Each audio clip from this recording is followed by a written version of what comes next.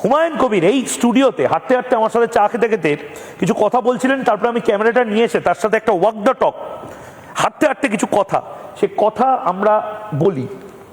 কি বলেছিলাম? আপনি কি ভোট কাটুয়া না মমতা বন্দ্যোপাধ্যায়ের গলার কাটা? আমি ভোট কাটার জন্য রাজনীতি করছি না। আমি কারো নিজের নাক কেটে পরের যাত্রা ভঙ্গ করার জন্য আমি এই রাজনৈতিক দল খুলছি না। আপনি বিজেপির হয়ে কাজ করছেন? বিজেপির হয়ে কাজ করার কোনো প্রশ্নই নেই। বিজেপির মতো করে, বিজেপি তো আজকে দেশে 19টা রাজ্য চালাচ্ছে, দেশ চালাচ্ছে। তো সেই বিজেপির সঙ্গে আমার ভোট কাটার সম্পর্ক নেই। বিজেপির বিরুদ্ধে রাজনৈতিকভাবে বিরোধিতা করাই হচ্ছে আমার মেন কাজ।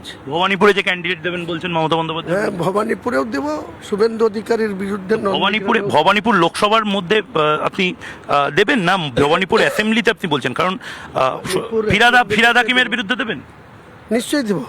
ফিয়াদ হাকিমের বিরুদ্ধে দেব, ওই বাবুল সুপ্রিয়র বিরুদ্ধে দেব, সিদ্দিকুল্লার বিরুদ্ধেও দেব। বিজেপি বা আইএসএফ বা সিপিএম যে কারোর সাথে জোটের ক্ষেত্রে আপনি ওপেন?